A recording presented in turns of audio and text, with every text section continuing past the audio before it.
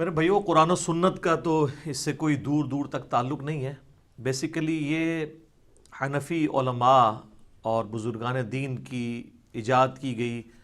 بدعت حسنہ ہے۔ حسنہ ہم ان کا دل رکھنے کے لیے کہہ رہے ہیں، اور صرف بدعت نہیں بول رہے۔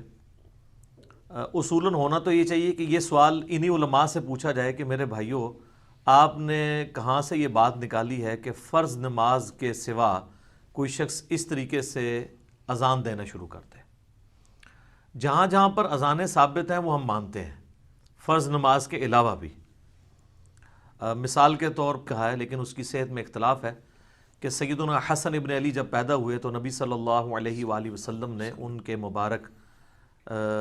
کان میں اذان کہی۔ اقامت کہنا تو ثابت نہیں ہے، اذان کہی جائے گی، اور جو وقت ہوگا اس وقت کی اذان۔ اگر فجر کے وقت بچہ پیدا ہوا ہے تو فجر والی اذان ہوگی،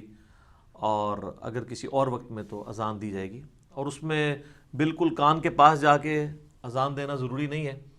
بچہ کان سے ہی اذان سنتا ہے۔ اس حدیث کے کانٹیکسٹ میں امام ترمذی نے بڑے ڈیٹیل کومنٹس کیے ہیں کہ اس کے اوپر اجماع چلتا آ رہا ہے کہ جو بچہ نیو مسلم ہوگا مسلمانوں کے گھر، اس کے کان میں اذان دی جائے گی۔ تو یہ ایک روٹین سے ہٹ کے ایک اذان ہے، تو اس اذان کو ہم مانتے ہیں۔ اور جہاں پر اذان نہیں ہے وہاں پر تو یہ لوگ بھی مانتے ہیں۔ آج تک کسی سنی یا شیعہ نے یا ان کے جتنے بھی آگے سے سب سیکٹس ہیں، کسی نے عیدین کی اذان دی ہے؟ آپ ان سے پوچھیں، نہیں دیتے۔ جنازے کے اوپر تو جب ان سے پوچھا جاتا ہے تو وہ ایک لیم ایکسکیوز کہتے ہیں، جی وہ جنازے کی اذان وہ ہوتی ہے جب بچہ پیدا ہوتا ہے نا، اس وقت جو کان میں اذان دی جاتی ہے وہ جنازے کی ہوتی ہے۔ تو وہ سوال ہم نہیں کر رہے، ہم پوچھ رہے ہیں عید کی، جو عیدین کی نماز ہوتی ہے اس کی اذان کیوں نہیں ہوتی؟ تو آپ کو یہ کہیں گے کہ سنت سے ثابت نہیں ہے۔ ویسے جب ہم ان سے ان اذانوں کا پوچھتے ہیں جو آپ یہ گھروں میں چڑھ کے دے رہے ہیں اور مسجدوں میں بے ٹائمی اذانیں، اور اس میں اس چیز کی بھی پرواہ نہیں کر رہے کہ کوئی مریض ہے یا نہیں ہے، اور رات کے وقت آپ لوگوں کو اٹھا رہے ہیں، تو وہ کہتے ہیں نیکی کا کام ہے، جس وقت مرضی کر لیں۔ تو ہم اس پہ پھر اینٹی وینم اور پھکی والا الزامی جواب ان کو یہ دیتے ہیں کہ اگر یہ نیکی کا کام ہے تو عید کی نماز تو سال میں ہوتی 2 دفعہ ہے، اس میں بھی آپ ذرا یہ نیکی کریں اور عید کی اذان شروع کروائیں۔ تو آپ کو وہاں کہیں گے کہ ثابت نہیں ہے، تو ان سے کہیں آپ کی ڈیفینیشن ہی غلط ہے۔ آپ تو یہ کہتے تھے ثابت ہو یا نہ ہو، نیکی کا کام کوئی بھی ہے وہ آپ کر سکتے ہیں، تو اب 2 عید کی اذان، تو وہ اس کو وہ بھی خود بدعت مان رہے ہوں گے۔ یہ اینٹی وینم والا جواب ہے۔ بہرحال انہوں نے بزرگوں کے فتاوی جات سے سہارا لیا ہے، اور اس میں ٹاپ آف دا لسٹ ہمارے سب کانٹیننٹ میں بہت بھاری فرقہ جن کی تعداد سب سے زیادہ ہے، یعنی بریلوی مکتبہ فکر، ان کے امام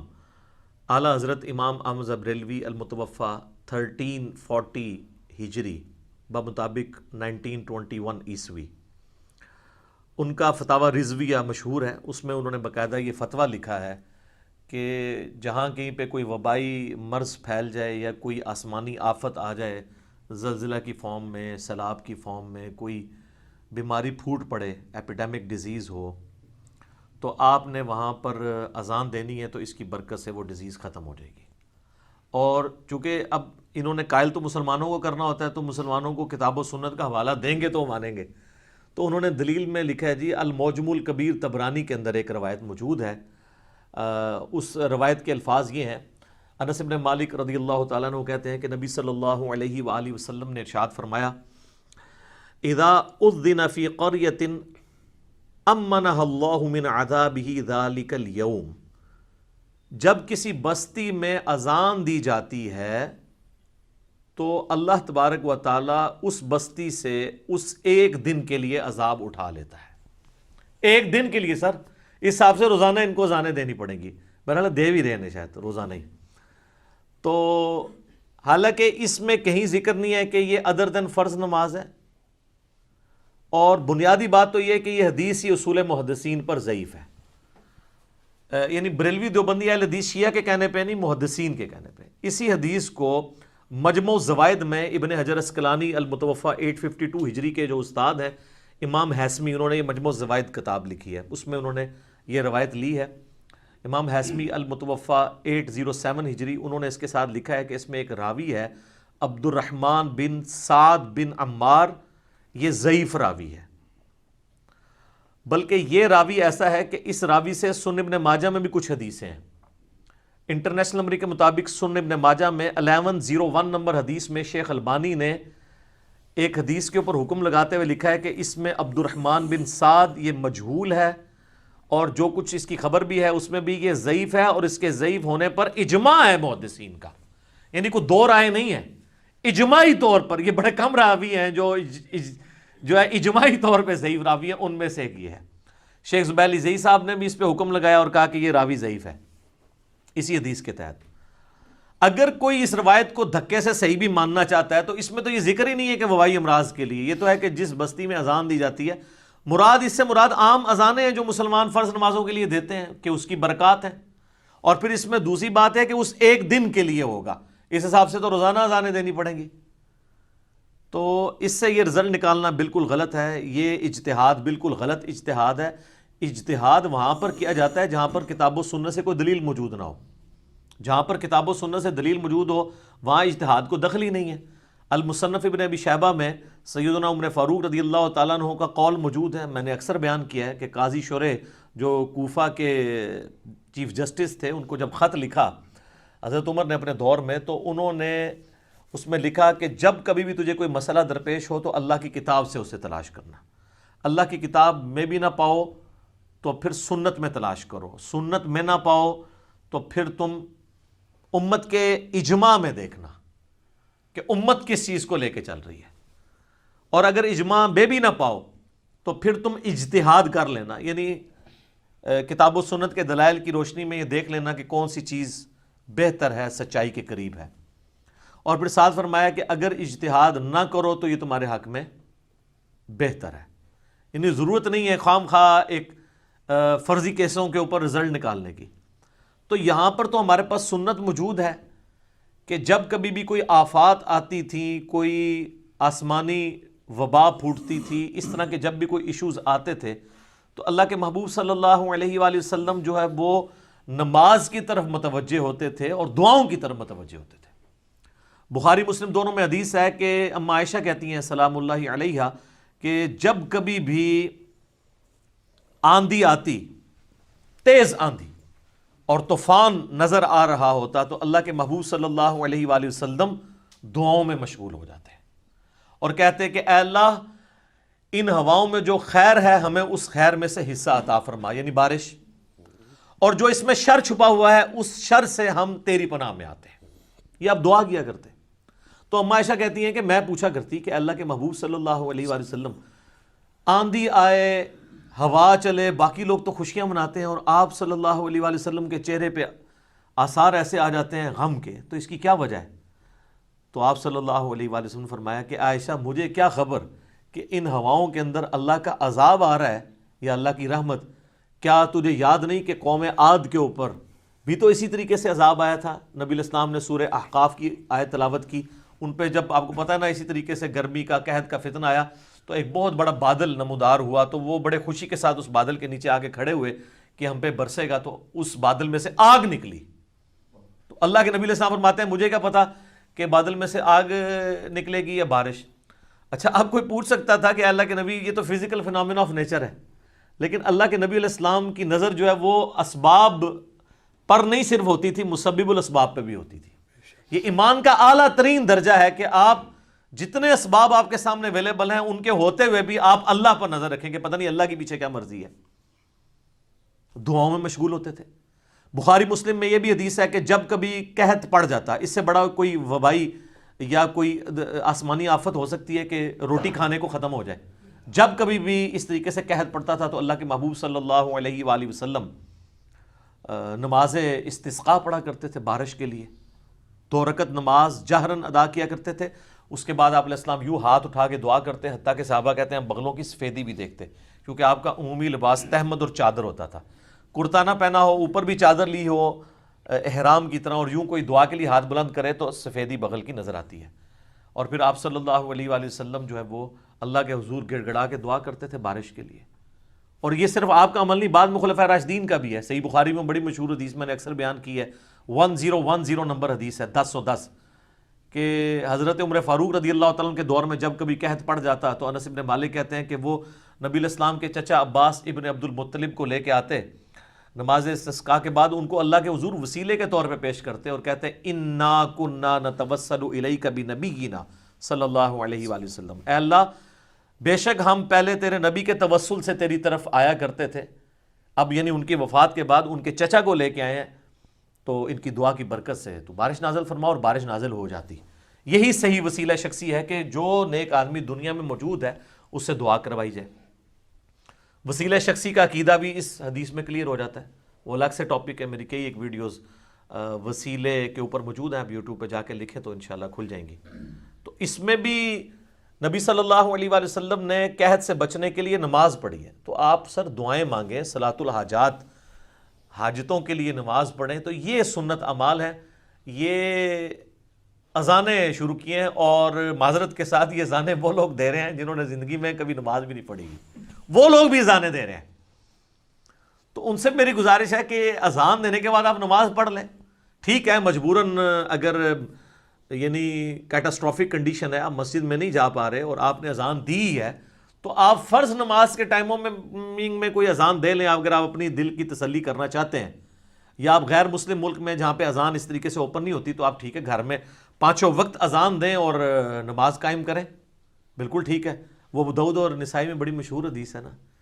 کہ تیرے رب کو اس گڈریے پہ بڑا پیار آتا ہے جو اکیلا پہاڑ کی چوٹی پہ اذان دے کر نماز کو قائم کرتا ہے، اور پھر اللہ تعالیٰ فرشتوں سے فرماتا ہے کہ میں نے اس کو بخش دیا اور اسے جنت میں داخل کر دیا۔ سبحان اللہ۔ تو وہ اذان تو ہم جہاں جہاں اذان ہے ہم مانتے ہیں، ہم نے کیوں نہیں ماننی، لیکن یہ جو آپ نے دین میں طریقہ ڈیوائز کیا ہے اور پھر جب کوئی بندہ منع کر رہا ہوتا ہے تو اس کے اوپر فتوے لگاتے ہیں کہ نیکی کے کام سے روک رہا ہے، تو پھر میں آپ کو پھر وہی اینٹی وینم والا پھکی والا الزامی جواب دوں گا کہ آپ لوگ عیدین کی اذان کیوں نہیں شروع کرواتے؟ ان میرے کہنے تھے کرا ہی نہ دیو کدھر شروع، خیر یہ کرائیں گے بھی تو ہمارے پاس ان کے بزرگوں کی کتابیں ہیں، ان سے ہی ہم ان کی نفی کر دیں گے کہ یہ دیکھ لو تم نے بدعت شروع کی ہے، تو تمہارے بزرگ بھی نہیں مانتے، تو آپ کو یہ کہیں گے کہ جی وہ عید کی اذان ثابت نہیں ہے، تو ان سے کہیں نیکی کا کام ہے آپ کریں، گناہ تو نہیں ہے نا، منع کہاں ہے؟ وہی کہانیاں جڑیاں ہیں۔ بدعت پہ میں نے 5 گھنٹے کی ویڈیو ریکارڈ کروائی ہے، مسئلہ نمبر 75A اور B، میں آج وہ ٹاپک نہیں، میں اس طرف نکل جاؤں گا، وہ آپ دیکھیں، ان کے سارے جتنے بھی اشکالات ہیں، جتنے یہ دھوکے دیتے ہیں، ایک ایک کر کے کلیئر کیا اللہ کے فضل سے۔ تو یہ ان کو اینٹی وینم کے طور پہ بات کریں کہ پھر آپ تو یہ بھی شروع کروا دیں گے، اور یہ یہاں تک نہیں رکے ہوئے ہیں، یہ آپ کو پتہ ہے قبر کے اوپر بھی اذان دیتے ہیں، ہاں، اور جب پوچھیں جی قبر پہ اذان کیوں دیتے ہیں، وہ کہتے ہیں جی وہ مردے سے سوال ہونے ہیں نا، تو اذان کے اندر سوالات کے جوابات ہیں، اور بلکہ اس سے ایک سٹیپ جو آگے جاتے ہیں نا، وہ قبر پہ وہ شہادت کی انگلی رکھ کے نا پھر تلقین بھی کرتے ہیں۔ وہ ڈاکٹر طاہر القادری صاحب کی بھی ایک ویڈیو عام ہوئی تھی نا، پڑھ بیٹا پڑھ، تنویر بیٹا، وہ تلقین ابھر کے لوگوں کہتے ہیں آپ سائڈ پہ ہو جاؤ، فرشتے آنے لگے سوال کے لیے، تو سر تسی تو اتھے ہی ہو، ٹھیک ہے۔ تو یہ کہاں پہ لکھی ہوئی ہے؟ اور یہ میں آپ کو بتاؤں یہ اذانیں بھی جو ہیں وہ باپا جانی نے شروع کروائی ہیں، زیادہ انہوں نے، چونکہ ان کی پوری دنیا کے اندر ایک ویورشپ ہے،